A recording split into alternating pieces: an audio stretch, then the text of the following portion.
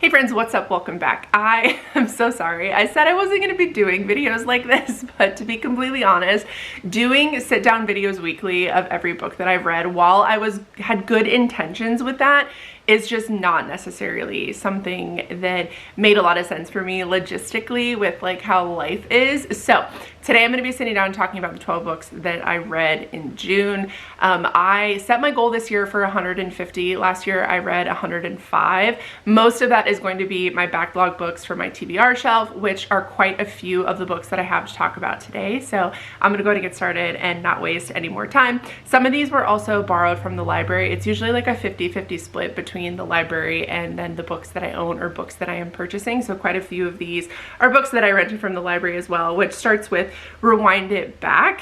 This is by Liz Tomford. This is number 5 in the Windy City series, and I had been waiting and waiting for this book to come out. And I have to say, of all the books that I read this month, this probably was the most, I don't want to say most disappointing because I still did really love it, but it just wasn't the book that I was necessarily expecting. So this follows our main character Rio and our other main character Haley. And essentially Haley and Rio, as you find out through the story, were loves when they were very, very young, and Rio essentially tells Haley like, hey, I can't do this, like I'm going away, and they kind of break things off. Well, fast forward to years later, Rio is getting his house worked on, getting new interior design with the hopes of possibly selling or settling down, and he hasn't, like, throughout the storyline of the other 4 books, he's kind of a dog. Like, he is constantly like, oh, is she single? Like, making jokes like this, and people make jokes about how he can't be like held down and things like that. And throughout the story you find out it's because he still holds a candle for Haley. So Haley ends up coming on as the person to renovate his house, and they definitely have a hate kind of relationship in this book. You don't necessarily know until kind of towards the middle, last 75% of the book, why, but they really don't like each other. So it's just this very like, hey, stay out of my way, like just get the job done, like nothing, we're not going to repair this kind of romance. And she ends up moving in with him to perform the renovations as well. So naturally we have forced proximity, we have like long lost first loves. I really think my issue with this book is I just wasn't expecting Rio to be the character that he ended up being. I think that he's just so fun-loving and goofy throughout the rest of the series that this side of him, this like intense hate that he has for her and her family for reasons that I necessarily won't get into, it just didn't really mirror the Rio that I knew. I feel like from the very beginning of the book there just wasn't that sense of who he was. Sorry, my cats decided to fight. But I just think that for me, what I loved about Rio and what I was expecting for Rio didn't really come through in this book. I still gave it like a 3.5 for enjoyment. It was still mildly enjoyable. I just didn't love either of the characters as much as I thought I would. The next book I have to talk about is one that I won't rattle on too long about because I have talked about this pretty exclusively in like my mid-year book freakout tag and a couple of other books, but the second book I read is The Hemlock Queen by Hannah Whitten. This is the second book in the series. The third one comes out this year and I'm so excited for it. I'm also a little sad because I think mine got a little waterlogged, but I loved this book. So like I said, it is a continuation. We have gods kind of inhabiting other people's bodies. We have this like constant pull between life and death. We have what I would not consider a love triangle so much as I would consider it kind of a throuple. We have intense like character building. We have really easy to digest world building, but essentially lore is, without giving too much away for the second book, she is able to kind of control death by something that is called mortem.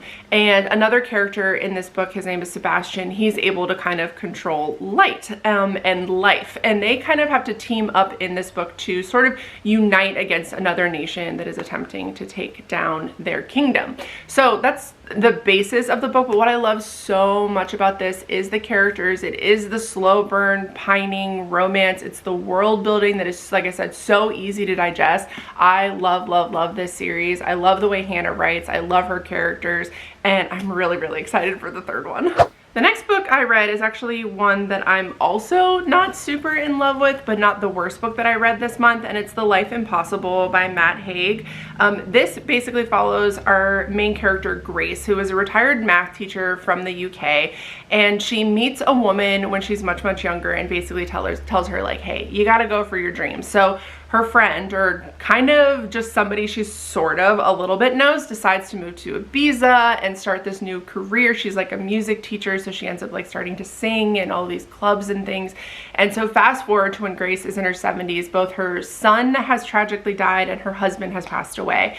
And so she gets a letter from a lawyer that says, hey, that this woman that you briefly knew left you her home in Ibiza. You can sell it, you can keep it, you know, whatever you need to do. And Grace decides that she is going to go to Ibiza to check out the house and figure out like the logistics of selling it. Now Grace is very like cut off from the world. She's very like, she tries not to feel too much. She's like unable basically to feel. She's very downtrodden. She's very negative. She's just very like in her head the whole time. And this book has a little bit of a supernatural element. There is something in the waters off the coast of Ibiza that's supposed to heal you and give you insight. And there's another man within the story who thinks that it's like an alien. And it was just like, it was interesting, and it was nice to see Grace kind of go through this process of like feeling again and forgiveness. I think Matt does a great job of making you really care for the characters and like adding insights about life throughout his works. There was just something about this book that didn't click with me. It's not that I didn't care about Grace, because I did, but I found myself caring about the secondary characters a whole lot more. Like Grace at the beginning of the novel is just very unlikable, and it just became a chore to read. But I didn't have any expectations going into this book. I wasn't expecting something fantastic and wonderful. Like I said, I knew pretty much nothing other than the basis of the book, so I didn't really have a whole lot of like stake in loving this like I did with like Rewind It Back. Like I had loved the other four. I thought I was gonna love it. This one as a one-off was okay, not the best book I've read, but it had those life lessons that I was looking for, but there was just this, the oomph was missing, I think. The next book I read is the one book that made me cry this year. You guys will see that, like I said, in my wrap up and in a vlog that we did earlier in the month, but it is Atmosphere by Taylor Jenkins Reid. You guys know I'm not a huge Taylor fan, not for any reason other than I've never really connected with what she's written. Daisy Jones and the Six, I just found incredibly like obtuse and kind of boring and repetitive, and so I was a little bit nervous going into this one, but this one couldn't be more up my alley. So this follows our main character, Joan, and she is trying to get into the NASA space program. We're talking late 80s, which if you know anything about that was a very, very male dominated field. On top of this book, we also have Joan kind of discovering like her sexuality and her kind of place in the world. We have her sister who basically dumps her daughter on Joan, like all throughout the story. Like Joan just has to drop everything that she's doing to, you know, take care of her niece. So we have a lot of character development. We have a lot of finding yourself. And I just think that this was exactly what I was looking for when I read it. Like it's a very feminist story about NASA and the space program, but it also has those ideas of like taking care of yourself and like putting up those boundaries and like where does it end, and like your duty to your family and your duty to yourself, or even your duty to your country. I just absolutely love this. This was such a good love story too. Joan and the other love interest, they were just so real and so perfect and so beautiful, and the ending of this book had me sobbing out on my patio. I was like reading in the sun like, oh, this will be a good ending. I was just sobbing the whole time. I know some people feel like the ending is kind of controversial. It sort of goes against like what the whole premise of the book is, but I really, really loved this one. I think I gave it a 4-star for enjoyment. It did lag a little bit in the middle. We have a lot of like logistics of like the space program, and it can be a little bit long-winded, I think, especially for somebody who's not like super into like astronauts and things like that. But I really, really loved this one. All right, so the next book I have here is one that I was not expecting to like as much as I did. This was a pick from Rocco. Rocco got me this for my birthday, and it is This Will Be Fun. So as our main characters, Beatrice, Elowen, Claire, Galwell the Great. So we have essentially these characters who are much younger when the story starts, and they are attempting to save the kingdom from basically like a bad wizard. Like he wants to come in and just like undo everything that this kingdom stands for, and he wants to control people. He's just like your normal everyday everyday like evil fantasy villain. But something terrible happens, and one of our main characters does die. And essentially that causes such a fissure between the entire group. And going into the book, you don't necessarily know why that's happened, but essentially they are all called back after years and years of not speaking to each other to help the queen or come to the queen's wedding. But when they show up for the queen's wedding after finally being reunited and telling each other how much they hate each other, they get sent on another quest together to rescue the queen's soon-to-be husband. And I loved this book, y'all. So the characters they felt so fleshed out. The book was so hilarious, and while it's not the most like brand new kind of storyline that I've ever read, it was really, really good. I think it was a really quick, fun, nothing too serious, nothing that's gonna stick with you for too long, but it was just a fun read. This will be fun. It was just fun for me. And I thought, like I said, it was very funny. It was very quick paced. I didn't feel like it lagged a whole lot. I read this in just a couple of days. So if you're looking for something just kind of like you want a little taste of a little one-off queer fantasy romance, I think this is a good pick. All right, the next book, I won't wax poetic for too long because you're probably gonna see this in 100 people's different wrap-ups for the month and favorite books of the year, but it is The Night and the Moth by Rachel Gillig. This follows our main character, Sybil, and she is what is called a diviner.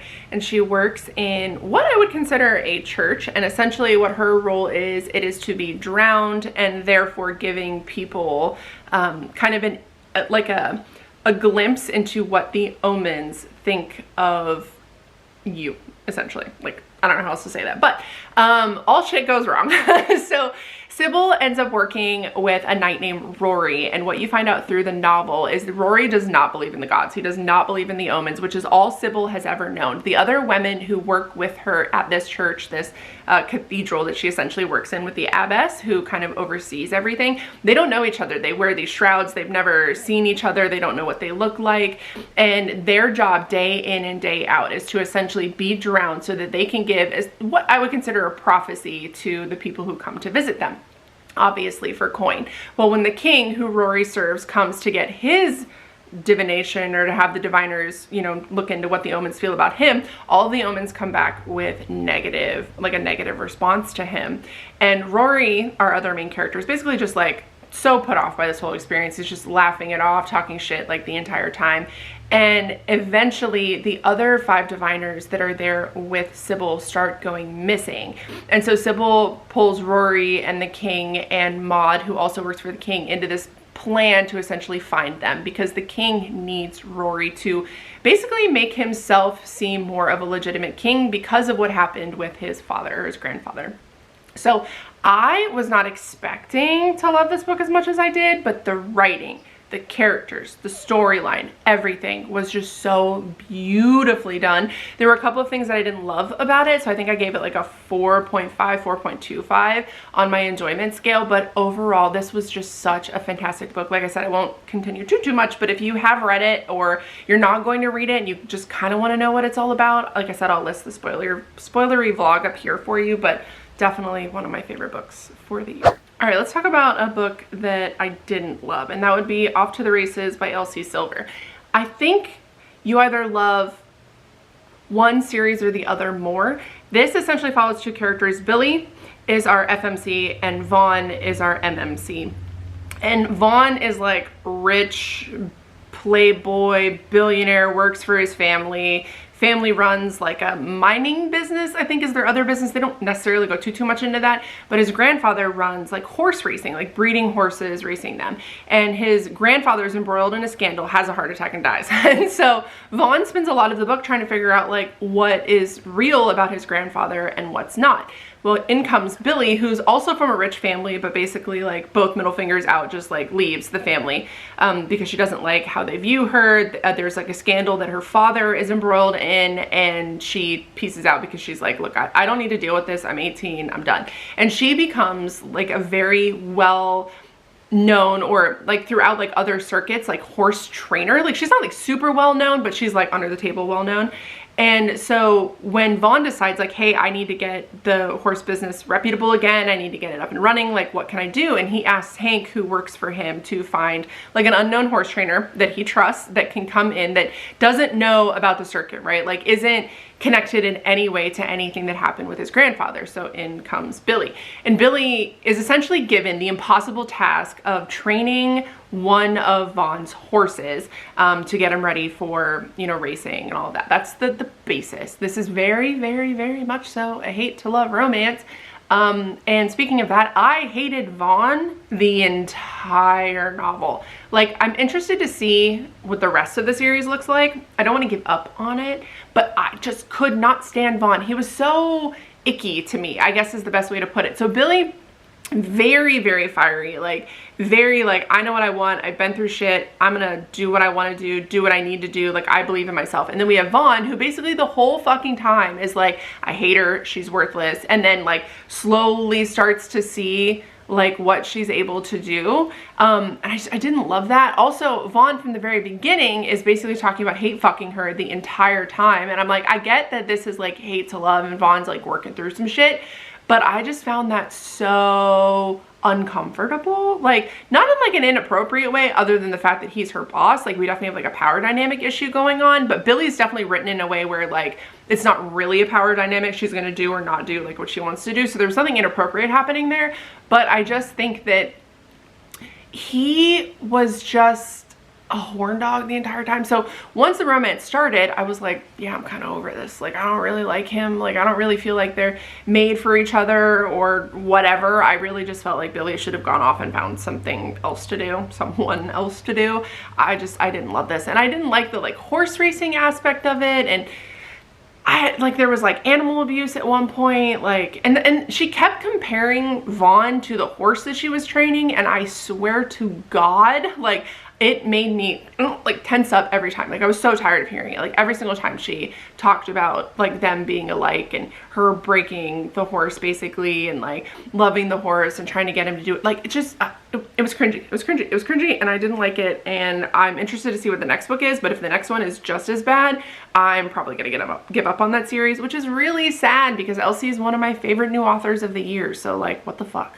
All right, and the next book that I read is Mooncakes, which is actually a graphic novel. This follows our main character, Nova, and our other main character, Tam. And essentially Nova works in like a very, very small town with her grandmother learning like witchcraft. Like this is very much so like a fantasy kind of novel.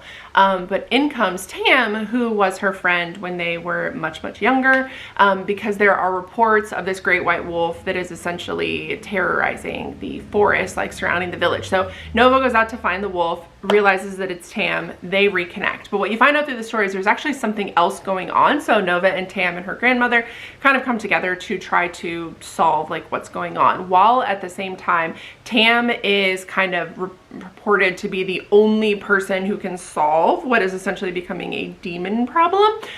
The reason why I read this, one, it was short, I needed a good palate cleanser. Two, it's gay. We were reading a lot of gay books for the month of June, but I also just thought that for me, like their love story, the like seamlessness of like how much the characters cared for each other, whether that be the main characters, the secondary characters, I just thought overall it just felt good. Like it was a good, sweet, not I want to say simple, but gay kind of graphic novel, like palate cleanser. And if you haven't read it, I'd recommend it. I know a lot of people have, and it has great reviews, but I read this and was just like, where has this been my whole life? So if you haven't read this one, you should take a moment and read it. The next book that I read is Nick and Charlie, which is a novella that happens, I'm trying to think of when it happens, essentially towards the end of Nick and Charlie's high school career for Heartstopper. So Nick is going off to you know, like post-secondary school, what do they call it, university in the UK, and Charlie is staying behind, so he has one more year of school. But essentially what this book follows is, I feel like it fills the gap for a lot of people when it comes to like them discussing long term. So I don't necessarily know how the series is going to end. I don't know, like I know we're getting a movie here soon on Netflix. I'm really excited for that, but it does talk about like them kind of making that decision and struggling through like the gap year that they're essentially going to be spending. So like Charlie having to stay back, Nick going off, and Charlie's worried about like, hey, you know, are we going to be okay? Is he going to find somebody better? So there's a lot of conversations that I think are really pertinent to the story. And so I'm glad that I read it. I won't go too much into it because I don't want, if you haven't read it, like we're looking at the end of like what happens in the graphic novels, so I don't want to give too much away, but it was so sweet. It was so sweet, and I was so happy to read it. And it was like, it felt more real. I think like we struggle with a lot of really intense themes, or deal with a lot of really intense themes throughout the graphic novel, but I feel like this had just it like amped it up just a little bit more. Like we have a lot of like them really being mean to each other and talking about like toxicity within their relationship, and Charlie being really open about like some of his struggles, like, or at least within his own brain. He doesn't really talk to Nick about it, which definitely frustrated me.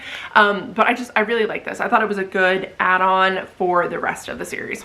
Next, we have one that I've actually read before, but wanted to reread it and put it on my unread shelf because I read it so long ago, and there are multiple books left in, I don't want to call it a series because I think you can kind of read them out of order, but within this sphere, that I wanted to reread it so that way I could finish the other books and, you know, have like a sense of the universe. But it is A Long Way to a Small Angry Planet by Becky Chambers. This follows our main character Rosemary, and she is, once again, this seems to be the theme, her father has done something horrible, and she is going off, she like basically gets a brand new identity and decides to go work aboard the ship called the Wayfarer.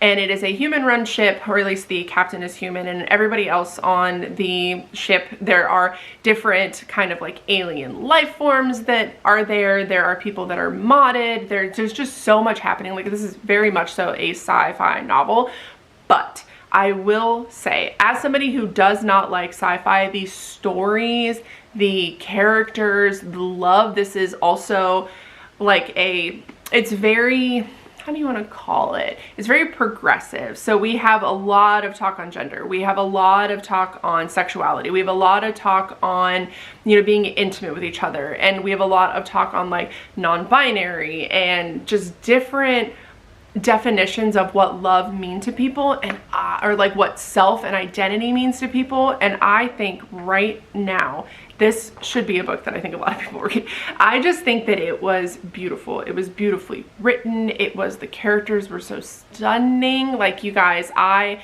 could not, like, I did it on audiobook too. I could not put it down. Like, all I wanted to do was listen to it.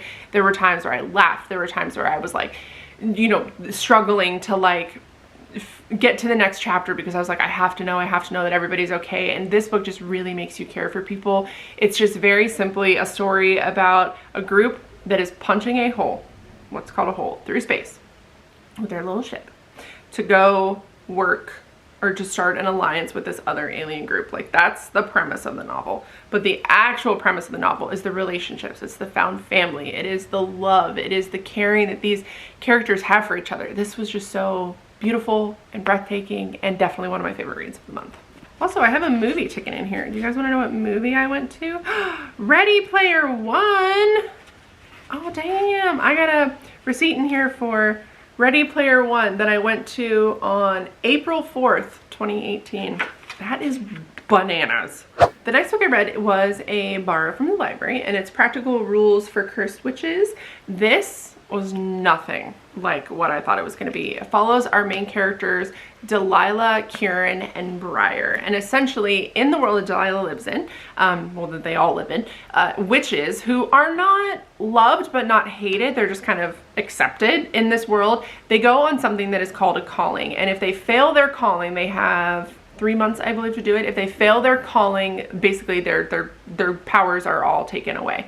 So Delilah is like, hey, I'm gonna solve the curse on my family because the bee women are cursed with, if somebody falls in love with them, they no longer remember them. And she's actually experienced this firsthand with both her father and her, like, one of her boyfriends that she has, like a serious boyfriend that she had.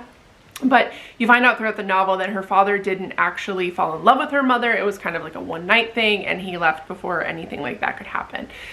But while she is in the town square declaring what her calling is going to be, Kieran shows up, who is another witch who has been essentially cursed. And he calls, I can't remember what the rite is, but he essentially calls her to solve and get rid of his curse. So she's like, fuck, now I have to do this, because if I don't, then, you know, all my powers are going to go away. So they have to track down his twin sister, Briar. And essentially what happens is there are twins born in his family, and one drains the magic of the other, and the one whose magic is drained is actually the twin to die. And so his family kind of sets Kieran up for being just this like sacrifice, essentially. But when they do finally find Briar and do sort of start hunting down and figuring out a way to get rid of their curse, you start to find out that it's not what you thought. There's also just this beautiful love story that happens between Delilah and Briar throughout the story as well. We have Kieran and his little love story. We have some like non-binary characters. This was a book that I ended up renting from the library because it had really good reviews, and also I chose it for Pride Month, and it's something that I definitely want to have on my shelves, and I'm interested to see if there is a second one in this series as well. I just wasn't expecting to love it as much as I did, and I really like books like that. So it was definitely very fun, fast-paced. It was funny. I think there was a little bit of lag kind of towards the middle, but there's just so many twists and turns that happened throughout this book. Nothing revolutionary, nothing like crazy, but still very enjoyable. So I'm glad I picked this up this month as well. All right, it wouldn't be a wrap-up from me if I didn't talk about a hockey sports romance. The one that I read this month is Gloves Off, which is number 4 in the Vancouver Storm by Stephanie Archer. Two main characters. We have Georgia, who is the part-time like rehab doctor for the Vancouver Storm, which is the team that Alexei plays on, Alexei Volkov. But you find out that this is very much so a hate to love kind of romance going on, because when Georgia not first joins the team, but kind of like when she first joins the team, she basically says that Alexei should retire. What she doesn't know is that is like the biggest fear for Alexei. He is an immigrant. He's a Russian immigrant. His parents fled Russia to come here, and they basically did everything they possibly could to get Alexei into sports. He loved hockey, and you find out at the beginning of the novel that essentially his citizenship is up. So unless he is to get married, him and his parents are going to be sent back to Russia, and that's the last thing that he wants. He's only ever known Canada, so he wants his family to be able to stay. His parents were very vocal about Russia when they lived there, so the worry is also that they would be in prison if they were sent back. Georgia's backstory. She has a grandfather who's a royal piece of shit, who essentially disowns her father when he decides to stay with her mother when they are very young and end up getting pregnant with Georgia at 19. And so essentially she is set to receive this $10 million inheritance that she wants to use for this kind of like rehabilitation for like young sports players, because she was a soccer player. But the problem is all the funding has fallen through. So we have Volkov, who has to get married. We have Georgia, who has to get married. You see where this is going. It is a marriage of convenience, and oh my god, I love me a marriage of convenience. I also love that Volkov, not a nice guy. Like, Alexei is not supposed to be, and is definitely not touted as the nice guy. Like, he struggles with interpersonal relationships. He's like supposed to be coaching this rookie throughout the season, and he struggles with that, but you can see where this is going. So him and Georgia, like, bit by bit start opening up to each other, and they start to realize that what they thought, like their initial gut reaction about each other, was completely wrong. Volkov thought that Georgia was just this like spoiled princess because of her last name, and she didn't know that he had thought that because a woman that he was previously engaged with, who decided he wasn't worth it because his family was an immigrant family, shared very close ties with Georgia's family that disowned her. Like, it's a fucking whirlwind. Like, the whole book is a whirlwind. But y'all, this book is so hot. This is definitely one of my favorite from the series. I didn't think anybody could be topped in this series, but every single time I read the next one, I'm just like, yes. I absolutely loved it. It's like forced proximity, fake marriage, like hate to love, like all of the things that I love. So if you guys are interested in something like that, this whole series is just fucking phenomenal. All right, y'all, so that is everything that I read for the month of June. I feel like I talked way too long. I am so sorry. If you have any questions, want any more information, let me know down below. Also follow me on Instagram because I am posting kind of like little wrap-ups here and there, or just general information about like what I thought of books as I read them. So you'll get like kind of more up-to-date, like, you know, simpler, a little bit of information on Instagram. But thank you guys so much for watching. Let me know down below your favorite read for the month of June. I love you so much, and I will see you in my next video.